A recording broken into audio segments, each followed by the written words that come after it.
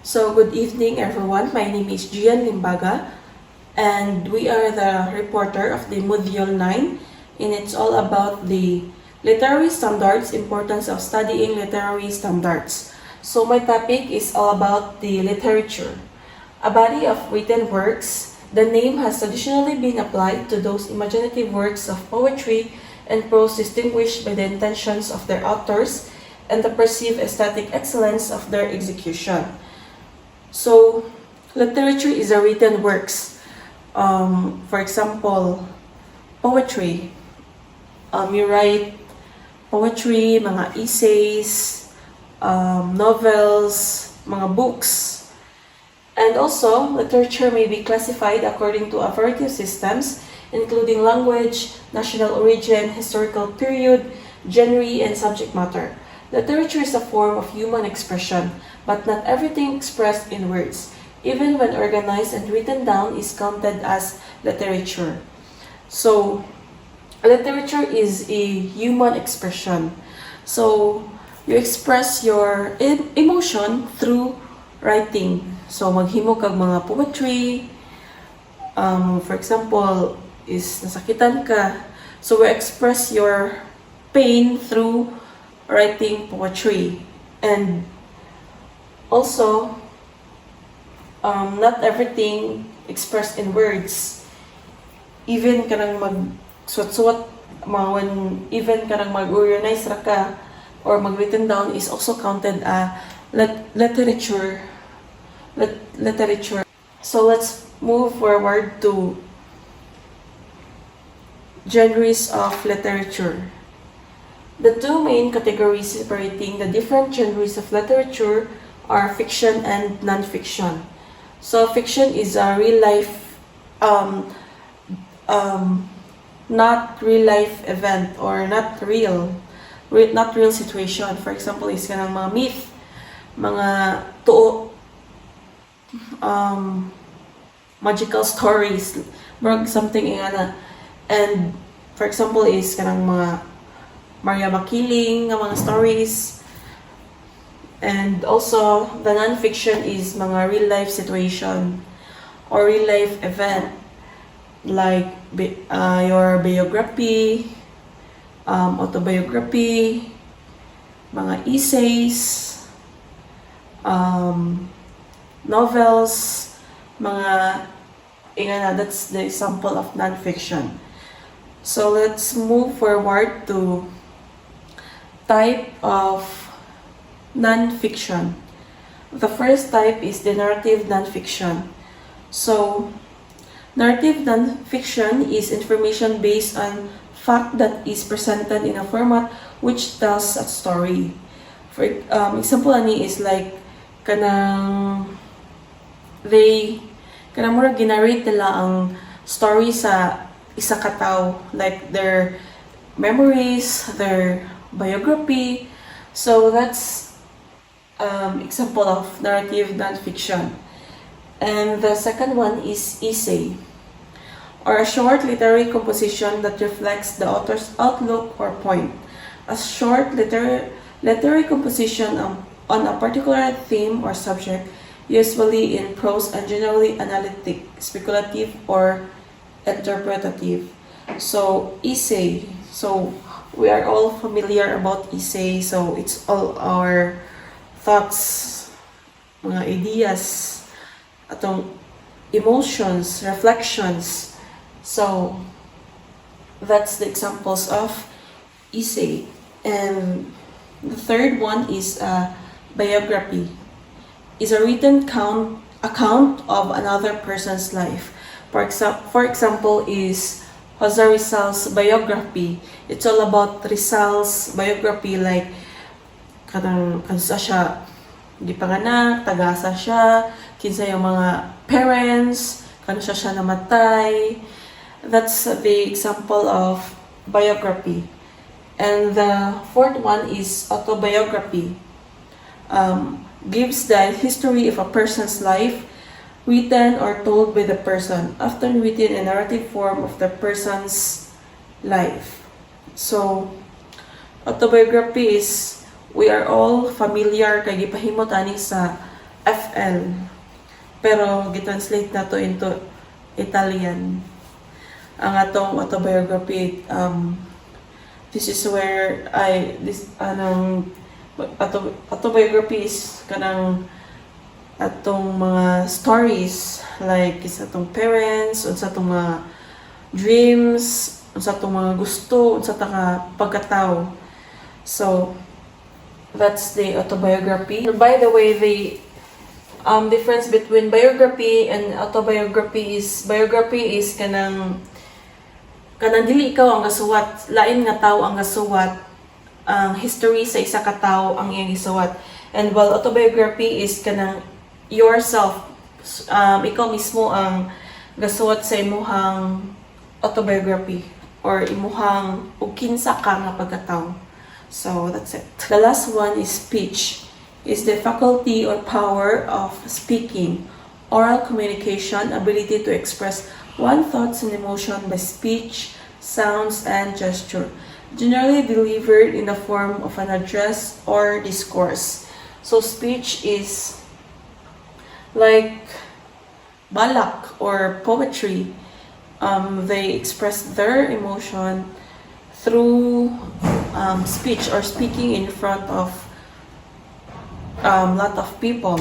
So that's finally, there is the general genre of nonfiction.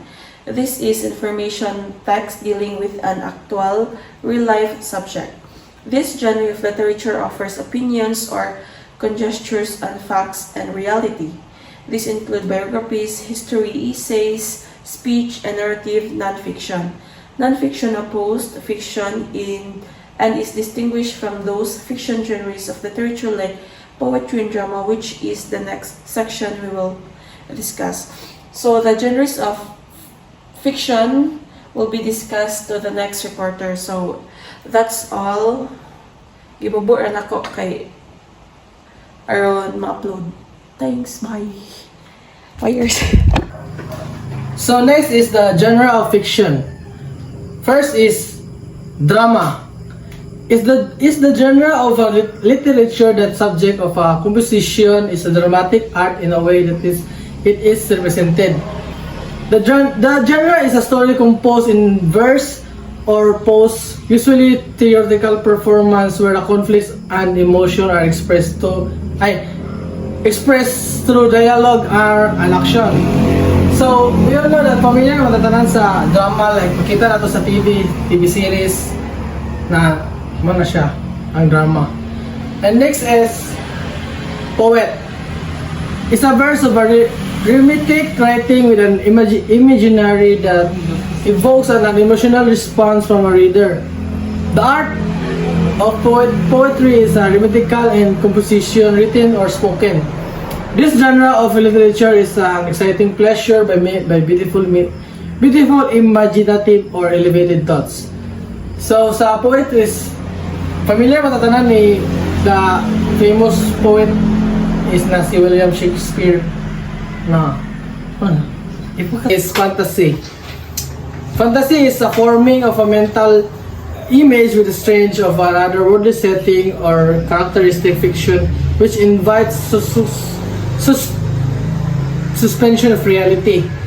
So examples of fantasy is na makita nato sa Disney movies without yan na ang fantasy, more on mostly good fantasy tanan. And next is humor. Humor is a faculty of perceiving what is amusing or comical. Fiction full of fun, fancy and excitement which mental entertainment. This genre of literature can usually be seen combined with all genre. So sa humor is makita nato tanan nga ang movie na humor bitaw, mamuot ka sa or ma-enjoy ka sa story ana. Then next is fable. A fable is a story about the supernatural or extraordinary people, usually in the form of a narration that demonstrates a useful truth. In fables, animals often speak as a human that are legendary of the supernatural tales. So fable is like parang mga parabola nga example na mga libro ito nga pangatag sa ay ito sa pag-elementary na ito nga pambaligya mga more on he was. So next is fairy tales. Fairy tales are wonder tales that are kind of a folk tale of aid or fable. Sometimes stories are about fairies or magical creatures like usually for children. So example sa fairy tale ay so familiar so example sa fairy tale is kanang like sa like ganina sa Disney movie or DreamWorks, more on entertainment sila for kids stuff. And then next is science fiction. Science is a story based on an impact of a potential science in either actual or imagined. Science fiction are one of the genres of literature that set in the future of the other planets. So example sa science fiction is a movie Marvel like quantum physics. Yan na. More on science, like more time travel sila. So next is short story. Fiction is such a briefness that is not able to support any subplots. So example sa short story like itong gigaman na to sa movie nga ethics short story dito to. So mo rin pasabot sa short story. Next is realistic fiction. It's a story that can actually happen in true to real life. So example is like mga movie ni mga movie nga based on true story like kuan kadtong mga kang Tom Hanks nga and then Tom Hanks movie ba like or sa kanang Blind Side. Next is folklore. Are some stories myths and a proverb of a person or folk that is handed down by the word of mouth. Folklore is a genre of literature that is widely held but false and based on the unstable beliefs. So folklore, so example is folklore is kanang like sa ato ang folk song like ikan sa katigwangan na andan to karon wala siya folklore. So next is historical fiction. It's a story with a fictional characters and events in a historical setting. So sa historical fiction like sa movie nga kang Hingaluna o kang Goyo, more on story bitaw so nga set nga kung sa nila pag kontratong nakop. Next is horror. It's an overwhelming and a painful feeling caused by a literature that is frightfully shocking, terrifying, or revolting. Fiction with events evoke a feeling of dread in both characters and the reader. So we all know familiar tatanan sa horror nga salida. Muna siya horror. Good afternoon, everyone. I am Elishane Visto, and I am the next reporter, and this is the continuation of the topic genre of fiction. So, a tall tale is a humorous story with a blatant exaggerations, swaggering heroes who do the impossible with an air of nonchalance. So, the example is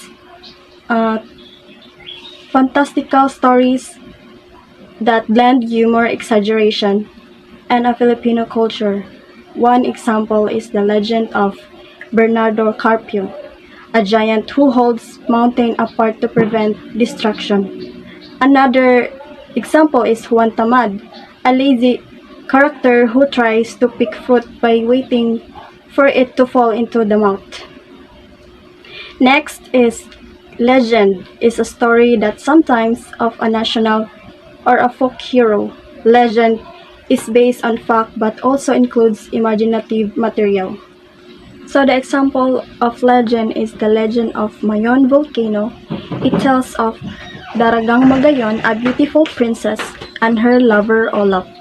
From a rival tribe, their forbidden love led to a tragic end with both dying in conflict. The gods transformed them into Mayon volcano as a symbol of their internal love, now embarked by its perfect cone shape. So the next genre is mystery. Mystery is a genre of fiction that deals with the solution of crime or the unveiling of secrets. Anything that is kept secret or remain unexplained or unknown. The example of mystery is the Romblon Triangle. Is a mysterious area in the Philippines that has been dubbed the local Bermuda Triangle.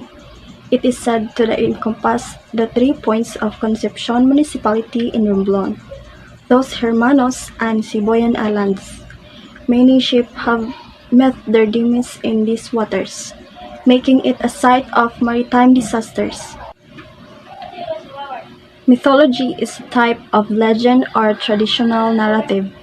This is often based in part on historical events that reveals human behavior and natural phenomena by its symbolism, often pertaining to the actions of the gods. A body of myths as that of a particular people or that relating to a particular person. The example of mythology in Philippines is the mythical creatures. These are Diwata, Kapre, Tikbalang, and so on. These are the few examples of mythical creatures, its own unique story and myth. Each creature carries its own unique story and significance, contributing to rich cultural heritage of the Philippines. The next is fiction in verse. Is full-length novel with plot, subplots, theme with major and minor characters. Fiction verse is one of the genre of literature in which the narrative is usually presented in blank verse form. The example is the Precious Heart romances novel book. A genre of fiction can be defined as narrative literary works whose content is produced by the imagination and is not necessarily based on fact. In fiction, something is invented or imagined and made up of story. The next topic is literary standards, universality, artistry, intellectual value, suggestiveness, spiritual value, permanence, and style. Number 1 is universality. Describes a piece of writing that appeals to the heart and minds of almost any reader.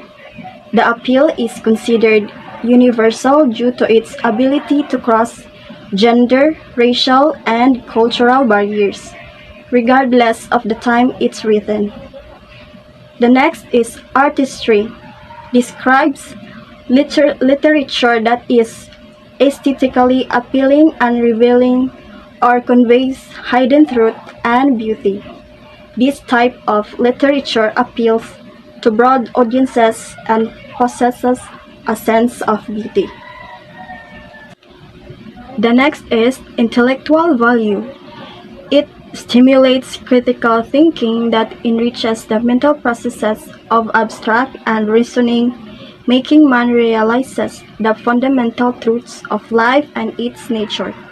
Literature with intellectual value promotes critical thinking that enhances both abstract and reason-based thought processes and make readers focus on the fundamental truths of life and nature.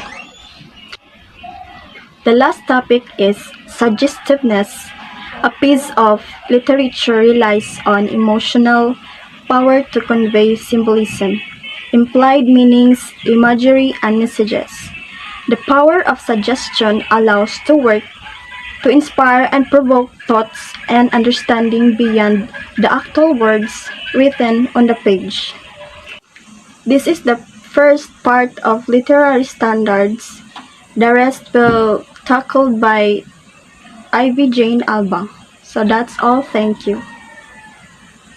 Next from our literary standards is spiritual values. So it elevates the spirit and the soul, and it have the power to motivate and inspire, drawn from the suggested morals or lessons of the different literary genres. So literature with spiritual value lifts up the inner spirit and soul and has the power to motivate and inspire readers. And it typically draws on the suggested lessons and moral codes of society that are depicted in various literary genres. Next is we have permanent. So it endures across time and draws out the time factor, which is timeliness. So occurring at a particular time, and timeliness remaining invariably so throughout time. So permanence is determined by a written work's ability to stand the test of time, which makes it impossible to determine at the moment. So at the moment of writing. So example is novels that continue to be read over and over again, so across decades. So either for enjoyment or for fresh insights and ideas. So it meets this criteria. So many novels enjoy initial popularity but ultimately fade into obscurity with time, so failing the permanence test. So next we have is style. So style refers to the distinct way the author expresses his or her thoughts. So words can be used in unique, creative, and entertaining ways. So that makes the work memorable. So style is another element that is subject to interpretation. So interpretation by readers like us. So in terms of its appeal. So it presents peculiar ways on how man sees life, as evidenced by the formation of his ideas, forms, structures, and expression, which are marked by their memorable substance. So that's all for the literary standards. Next is we have the importance of studying literary standards. So this one is the study of literature. So it is important because it has its most basic improves reading skills. So from this involve reading a quality of literature for a student that develops the writing skills. So as the two go to hand in hand. So next is we have reading.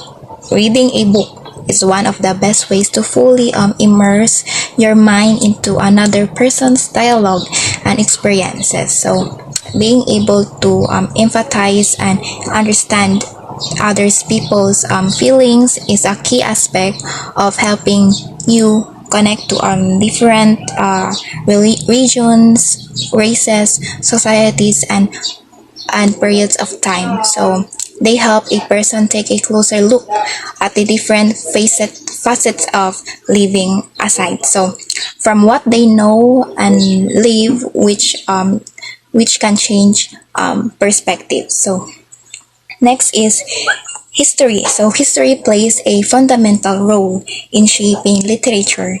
Every novel, play, or poem you read has been influenced by political context. So of a political context or a time period. So our relationship from the time it was written. So not forgetting the pure history of literature. So with the first novel being penned in 2000 BC, so the Epic of Gilgamesh. So being able to read firsthand something from so long ago is a major aspect of learning the lives of historical figures and times. So reading can, next is reading, so can take us into different realms and see others people's creative thoughts. So it processes whether it's flying into Neverland, wandering through Middle Earth, battling at Hogwarts, or rafting through the Mississippi River with Hack and Jim. So with Hack and Jim, books can take you anywhere and any place. So this is an amazing tool that few entertainment mediums can truly give you, and one of the reasons why literature is so beautiful. So Whether you're having a bad day, stressed out with work, dealing with new life decisions, books can help you. So it can help you escape into another world